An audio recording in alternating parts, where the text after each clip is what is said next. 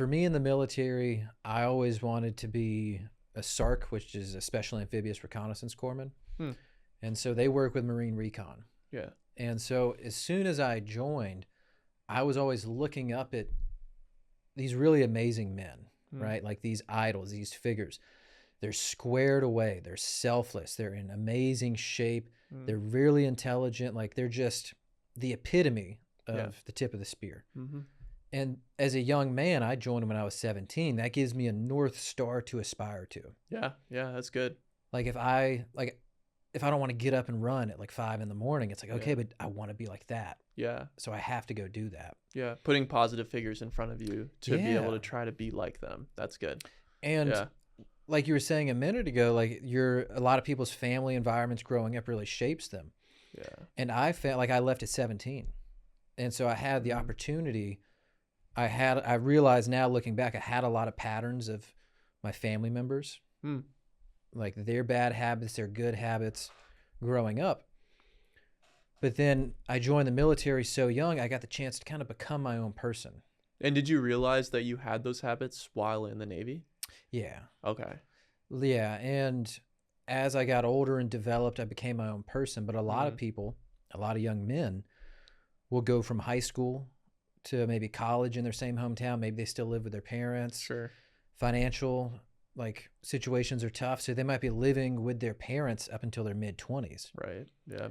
And so you're going to become like either your friends or your family. They're going to have a huge impact, positive or negative, on you. Sure. So yeah, man, I think having those role models, those strong male figures, and seeking them out too. Like if you don't have that in your dad, if you're like, hey, my dad's kind of a like I see this. Sure. It's like, okay, well, maybe I get into the gym or like try and find these figures of what you want to aspire to be like. Yeah.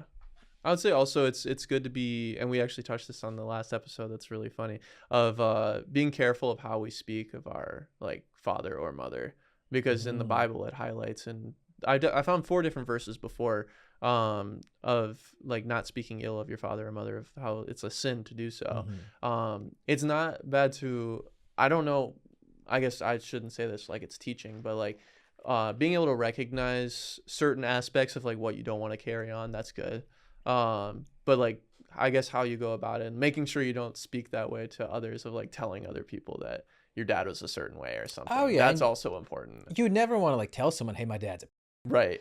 But and again, we're using like language to help really get the point across. Sure.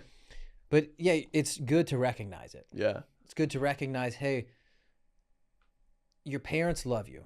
They want what's best for you. But as a man, we'll just talk about men, especially if you're young, you need to decide what you want out of your life. Yeah. Right? And you have to look objectively at, say, your dad. Do I want my life to turn out like my dad's life? Sure. Because if I do the things he did, if I take his advice on everything, I'm going to come pretty close to what he's doing. Yeah. If I don't want to live like that, okay, what do I want my life to look like? Take the good and then try to become your own person too. I think that's important. Like not focusing on the bad, because if you focus so much on the bad, you could become that if you focus on that too much. But if you focus on the good and then try to become your own man from that, you can become better that way. You know? Yeah. Yeah, and it's good to be aware of the bad, not dwell on it, but be aware of it, because that's a good point. That was really well said. Like a lot of people will have, say, these character defects or these shortcomings. Maybe they're not really good at communication. Sure. Right? Or they don't really say what's on their mind, or like I had a lot of these issues growing up, like just not being able to communicate or like be authentically me for whatever type of reason. I had a big chip on my shoulder from my upbringing that drove me to constantly want success in the military, but that chip on my shoulder hurt my personal relationships. And as we get older as men, if we don't acknowledge these things and say, okay, I have some of these shortcomings and I don't really like the way that they're affecting my life or the person they're turning me into, to have kind of the humility and the courage to recognize that and be, okay, well, I want to change this. Yeah. I don't like this, because you probably do too. I know so many men that are in their 20s, 30s, 40s, 50s, 60s that have all of this baggage, all of these bad habits that hurt their relationships, all these things, and it's so obvious to us. Yeah.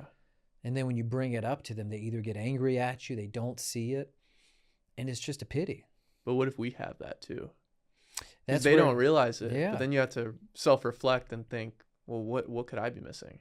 Yeah, and I think Yeah. that's where male role models come into. Yeah, true. Because, like, we'll go back to the example of, say, special operations units or, say, high-tier units in the military. Mm. If you're like a young man, 18, 19, 20-year-old trying to qualify for selection in these units, you have these men who are holding the standard. Yeah.